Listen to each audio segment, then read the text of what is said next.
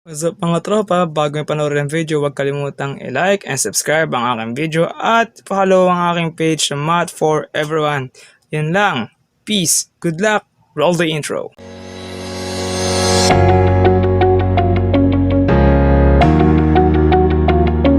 What's up mga tropa? Ito na naman ako para sa aking bagong video tutorial. And this time, statics tayo. So, katapos ko yung discussion last time tungkol sa resultant forces in 2D. Pero paano naman kapag gata na? Naka 3D na tayo. Meron ng panibagong axis na nakita nyo, which is yung z-axis. Paano yun? Well, actually ito na yung purpose ng video na to. Bibigyan ko kayo ng brief introduction bago mismo sa problem solving. May i-introduce ako ditong tatlong concept. Sila ay si right hand rule, Cartesian vector form, at formula ng resultant force in 3D. So, bago tayo mag-produce sa calculations, kailangan nyo munang malaman kung ano yung ibig sabihin ng tatlong terms na yan. Kailangan nyo ma-appreciate kasi gagamitin nyo yan paulit-ulit sa mga 3D problems. So, unahin ko muna si right hand rule. Ano ba ito? Well, sa 2D kasi, para malaman mong positive yung vector, kailangan mo lang malaman na yung force is either going up or to the right. Basta alam mo na sa quadrant 1, positive yun. Diba? Now, para mag-negative, kailangan niya na pumuntang pakaliwa or downwards. Quadrants 2, 3, and 4. Alam na natin yan. Sabi ko nga na simula sa part 2, importante yung signs, importante yung direction. At hindi naman naging problema yan kasi 2D sa ulada na natin. Papasok ang problema kay 3D. Ganito. Kasi alam natin may XY. Paano si Z? Kailan mo siya masasabing positive? At what if yung Z dito sa axis napunta sa baba? Saan mag-positive yung X at Y? So, in general, saan dyan ang positive side? Dito na papasok si right hand rule. Paano ba si right hand rule? Technically, ilalabas mo na yung kanang kamay mo. Nakita yung picture. Now, dun sa daliri part, here, ang direction na yan ay positive x-axis. Okay? Tandaan, daliri, positive x-axis. Papunta naman doon sa braso. Thumb muna. Thumb ay positive z-axis. Kung saan nakapwesto ang thumb, doon ang positive side. Okay? At kung saan ang braso, doon ang positive y. So, yun ang ibig sabihin ng right hand rule. Para mag-positive yung mga values, kailangan masunod yung kung saan ang thumb, kung saan ang daliri, at kung saan ang braso. Kapag hindi dyan nakalocate yung force o yung vector, negative na yun. Okay? Later part, makikita nyo. So, tingnan natin dito. Gusto ko lang malaman, naglagay na rin ako ng angle for reference. Gusto kong malaman kung yung x, y, at z components niya ay positive or negative. So, tandaan kahit 3 dito, isa pa rin siyang malaking hypotenuse. May right triangles pa rin siya. May x and y and z components. Yung bago, z component. So, kung gusto ko malaman yung x component niya, positive or negative lang. Yun lang, positive or negative si x. Right hand rule, nasan ba siya? Nandun sa daliri o sa other side? Nandun sa daliri. So, it's positive. Yung y, nasa braso o hindi? Inline sa braso o hindi? Opposite. Inline. That's why yung fy, positive. Si fz, inline din sa thumb part. So, positive. Alam ko na ang force ngayon ay positive sa x, positive sa y, at positive sa z. Next, yung Cartesian vector form naman. Ano ba to? Well, ang Cartesian vector form ay may tsurang ganito. xi plus yj plus zk. Now, si x, y, at z, ito yung components ng vectors. O sa case ng statics, ito yung components ng forces. Okay? Force sa X, force sa Y, force sa Z. Now, itong I, J, at K, siya naman yung nagsasabi kung saan axis siya nakalagay.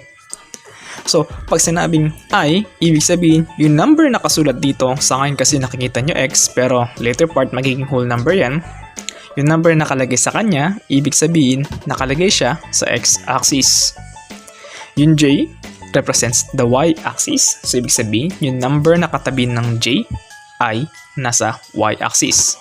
At si K, siya naman yung nagsasabi na yung component na yan ay nasa Z-axis. So, yung number na katabi ng K ay nandun sa Z-axis. Okay? So, tanong, Sir, bakit IJK pang kailangang ilagay? Ba't di na lang X, Y, Z para kasi total yun naman din na ibig nilang sabihin, di ba? Well, kasi ang dahilan lang dyan ay sa future computations mo, medyo mag-algebra ka na. At usually, nakakalito na kapag yung variable mo na X, Y, Z, siya rin yung magsasabi ng direction. Para magkakaroon ka ng dalawang variables na kukumputin, which is iniiwasan natin. So, don't worry, darating tayo dun. Introductory concepts lang to. Sinasanay ko pa kayo dun. Okay? So, eto, pakita ko lang. Kung ang force daw ay nagsabing 2i minus 6j plus 12k, ano-ano yung mga components? So, ang x component ko ay 2. Bakit ko nasabing x component ko ay 2? Kasi hinanap ko si i. Katabi ni i ay 2. Ang I, ang sinasabi na yung katabi niya, si 2, ay nasa X-axis. Okay? So, ang Y component ko ay negative 6. Importante pa rin ang direction dito. Importante pa rin yung sign convention. Bakit siyang naging Y? Kasi siya yung katabi ni J. At si J, sa anong axis ang sinasabi niya? Y, tama. At si Z, 12. Kasi siya yung katabi ni K. Okay? Ano yung tsura ng drawing? Okay. Something like this. Kita nyo, sa right hand rule, yung daliri, yung arrow, nasa daliri, side pa rin ang daliri. Now, yung Y component niya, yung arrow, nandun na palayo sa braso side. Right hand rule, lagay nyo yung kamay nyo sa screen. Walang problema. Pero nakita nyo palayo na sa braso.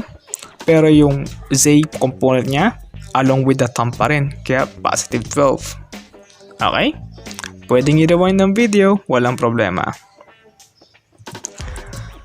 So, paano naman kunin ang formula ng resultant force in 3D? Kasi ito naman talaga yung ending. Kasi gusto natin malaman yung resultant force. Ano formula? Well, kung may force daw tayo dito, tandaan, kung paano ko sinulve ang 3D, or rather kung paano ko sinulve ang 2D, ganun din ang pagsasolve sa 3D.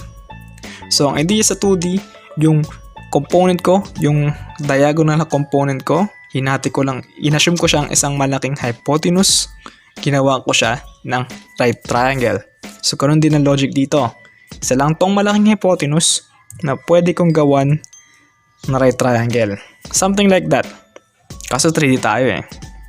Pero, if yung force ko ay hypotenuse at may height ako na z, kasi siya yung line with axis, at b ang nilagay ko kasi hindi naman siya inline with x, hindi naman siya inline with y, isa siyang right triangle, hypotenuse the force, anong formula mabubuo natin? Isa lang. Yung Pythagorean theorem. Resultant force equal sa f of z squared plus b squared. Ulitin ko, bakit nagkaroon ng z? Kasi itong height ay parallel doon sa z-axis. Okay? Now, sir, okay, gets ko yung z. Paano si b? Paano namin masasolve si b? Okay, ito na yung 3D part.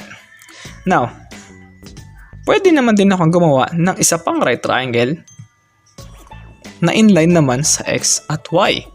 Pero this time, yung hypotenuse nila ay si b. Okay, nakita nyo? Balik ko. First right triangle ko. Second right triangle ko. Na this time, sa first, yung b ay base. Sa pangalawang right triangle ko, yung B ay hypotenuse. Connected naman. Now, if right triangle pa rin yan at hypotenuse to B, anong pwede kong gawing formula? Good. B squared is equal to f of x squared plus f of y squared. Bakit fx at fy? Titingnan nyo. Inline yung x component sa x-axis. Inline yung parallel yung y component sa y-axis. Right triangle, so Pythagorean theorem pa rin. Then we substitute yung nakuha kong formula ng b squared is substitute ko dun sa naunang formula sa taas. And I get z squared plus x squared plus y squared. Or, kung gusto nyong pagandahin, x squared plus y squared plus z squared. Yun ang resultant force. Okay? So, parang dinagdagan ko lang din, no? Dinagdagan ko na isang axis. Dinagdagan ko lang din ng isang component dito sa loob ng Pythagorean theorem. Pero may derivation na, hindi yan magic. At pinakita ko naman dito. Okay? So, medyo kailangan yung soloin tong part na to. So, isipin nyo na lang na if ang 2D ay fx squared plus fy squared, 3D, lagyan mo na ng f of z squared. Although sana matandaan nyo kung paano na-derive. Anyways, subukan natin isolve to. A force has the following components. On the positive side of x-axis is 3 newtons. On the negative side of y-axis is 12 newtons. And on the negative side of z-axis is 8 newtons. What is the force in its Cartesian vector form? At draw the vector. So, Cartesian vector form muna. Mabilis lang. Anong sagot? Okay. Isulat ko lang dito. 3 minus 12j minus 8k. So, pag sinabing Cartesian vector form, dapat meron ako makikitang i, j, at k. Kasi, vector. Sasabihin dapat doon kung saan yung direction. Now. So, ano ang sasabing direction doon? Si i, si j, at si k. Okay? 3 minus 12 minus 8. Now, by that given, ano itsura ng curve ko? Ano itsura ng arrow ko? Okay. Should be something like this. Wala sa original arrow ko. Inusog ko na lang para mas madali makita. Na, yung arrow ko ay papunta pa rin sa positive x. Yung arrow ko dito ay hindi na inline doon sa y component ko. Hindi na palayo na siya sa positive y at pointing downwards sa baba ng thumb, hindi na siya along with my thumb to prove that it's negative z. Okay? Apply lang ang right hand rule. Kung kayang ilagay yung thumb, kung hindi kayo sanay, subukan yung buuin nyo lang yung right hand. Yung pinakita kong picture kanina, malaking tulong yun. Okay? Okay. So, isa pa. Convert the force in Cartesian vector form. Oh, ito na. So, yung force dito ay 95 newtons. So, ito yung hindi ko naturo kanina. Alam natin kung paano yung Cartesian vector form. Pero, paano to? Naka-angle. Well, ganun lang din sa pag-solve ko in 2D. Tandaan, 2D, ginawa ko lang siya, katulad na sinabi ko kanina, isang malaking hypotenuse. Pero this time, since 3D tayo, kasi nasa 2D, isang right triangle lang per vector. Tama? Isang right triangle per vector, kung nag-sign na ako dun sa x component, cosine na sa y component. Tama? 2D? Well, dito sa case ng 3D, hindi lang isang right triangle ang gagawin ko per vector. Actually, 3. Unahin ko muna sa x component. Ito yung una kong right triangle. So, nakikita niyo yung hypotenuse na black line. Hinabaan ko siya kasi supposedly dapat sa araw lang. Hinabaan ko na siya para sa mga nanonood sa cellphone. Baka masyadong maliit. Hinabaan ko na para makita na malinaw. Pero ang punto dito, nakabuo ako ng una kong right triangle. Right triangle yan. Now, look. If this is the hypotenuse, yun nakita nyo. At ito yung base. At may angle ako na 80 degrees. At tandaan, ito yung pagbabasa ng angle. Dapat nagsimula sa axis, papunta doon sa arrow. Yun ang pagbabasa ng angle, ha? Para malaman mong yun yung angle sa axis na yun. So, nagsimula siya sa x-axis, papunta sa arrow. Therefore, siya yung angle ng x-axis. Okay? Now, right triangle, yung ako ay meron akong base at meron akong hypotenuse. Anong trigonometric identity yun? Good. Cosine. So, ang susulat ko sa f of x ay 95 cosine 80. Pinakita ko na sa 2D kung paano ako nagka-come up ng ganyang formulas. Ganun lang din dito. Okay? So, sir, may chance ba na since sa 2D, nagko-cosine at sine ako, dito sa 3D, pwede ko rin bang sabihin na sine something angle? Well, pwede naman. Actually, pwede siya maging sine. Kaso, kung makikita niyo sa drawing, since 3D siya, mahirap siyang i-represent. Mahirap ipakita yung angle na gagamitin ko for sine. Pwede, kaso mahirap. Kaya usually kapag nireview nyo rin yung ibang mga 3D problem sa libro, ginagamit niya cosine na lang. Nalilimitahan kasi ng drawing yung representation. Hindi naman natin napapaikot yung drawing sa libro, 'di ba? Imagination na lang. So usually cosine, pero pwede. Sinasabi ko na pwede. Medyo mahirap lang i-drawing. Okay. So ilagay ko lang dito 95 cosine 80. Solve sa calculator. 16.5. Okay? Sir, hindi para yatang papunta na sa negative x-axis siya.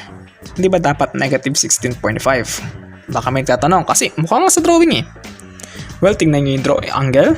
80 degrees. So, ibig sabihin, hindi pa siya lumalagpas kay y. Ibig sabihin, kung top V siya, nandun pa rin siya sa positive side ng x.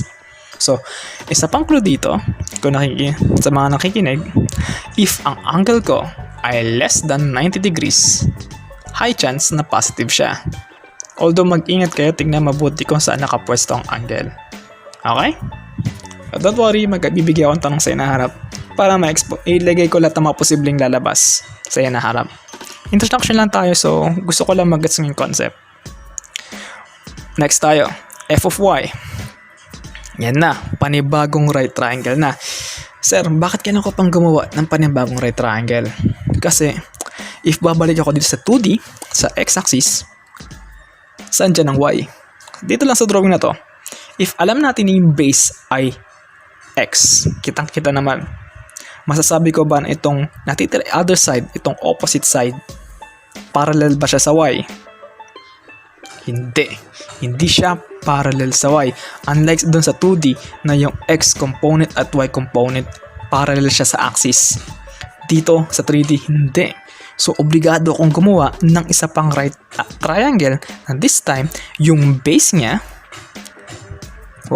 ang base niya ay parallel naman sa y-axis. Ito yung dahilan kung bakit tatlong right triangle ang kailangan ko para sa 3D per vector. Okay? Kasi hindi sila magpa-parallel. Hindi magagawa ng isang right triangle na mag-parallel lahat ng sides isa case ng 3D. So dito sa pangalawang drawing, yung base ko ngayon ay parallel na sa y.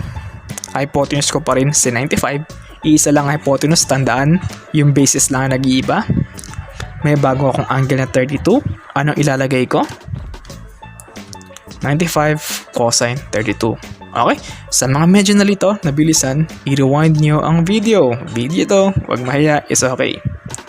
Now, 95 cosine 32 is 80.56. Tama ba na positive siya? Tama, kitang-kita sa drawing, right hand rule, papunta sa braso. Yung angle ko ay less than 90. So, it's positive. At yung arrow, kung titignan nyo pwesto ng angle mula sa y-axis, papunta dun sa arrow. Okay? Okay. Next. Paano naman kay Z? So, sa Z, kaya ito ang drawing. Panibago na naman akong triangle kasi babalik ko sa y. Alam ko na yung base niya, base ng right triangle ay parallel na sa y, sa right triangle na to. Pero tingnan yung height, yung opposite side. Parallel ba siya sa z-axis? Actually, hindi. Nakatagilid yung y. Ay, yung opposite eh. Hindi siya parallel. So, hindi ko pwedeng sabihin na sine lang yung pang z. Gagawa na naman ako ng isa pang right triangle na kung saan yung base ng panibagong right triangle ang parallel dun sa z-axis. Okay? Now, ang base niya ay parallel sa z-axis na adjacent naman sa 45 degrees. Hypotenuse ko pa rin si 95. Hindi, ayun, tandaan nyo ha, yung hypotenuse lang hindi nagbabago. Yun na, so, pang z, isulat ko yung 95 cosine 45, which is 67.16. Now, tama bang positive siya? Yes, going up along the thumb na sa right hand rule at less than 90 degrees. Kaya tama lang na positive siya. So, ito na yung pinagkaiba ng 2D sa 3D. Sa 2D, isang right triangle lang per vector. Kasi yung base at height ay parallel na sa x and y axis. Sa 3D, hindi. Napakita ka naman kanina, hindi sila parallel ng sabay-sabay. So, kapag nakadrawing ako ng isang right triangle, it just represents one component. Kailangan ko pang gumawa ng dalawa para masolve ko yung dalawang components. Okay? Okay? Hopefully naintindihan. Kung hindi, i-rewind, walang problema. Well, hindi natin na-solve yung Cartesian vector. So, solve natin yan.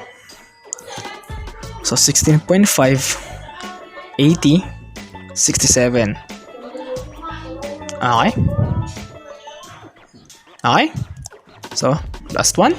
Gusto ko kayo naman. Uy, 105 degrees. Anong sagot? Okay. 16.5, 80.5, minus 24.59.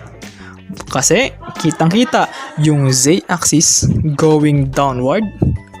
Tapos yung angle ko ay more than 90 degrees. Kaya dapat siyang mag-negative dito.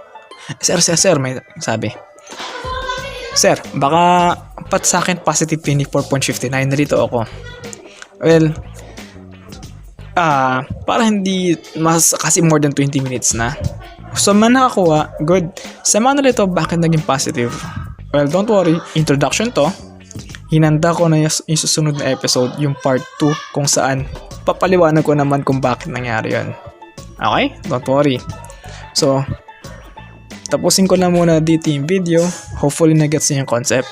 Sagutin natin yung tanong doon sa hindi nakakuha ng negative 24.59 sa part 2. Okay? So, ulitin ko, huwag niyo panoorin ng part 2 hanggang di nyo nagets ang part 1. Okay? Pag gets niyo yung part 1, okay, proceed. Tapusin ko na yung video dito. Peace.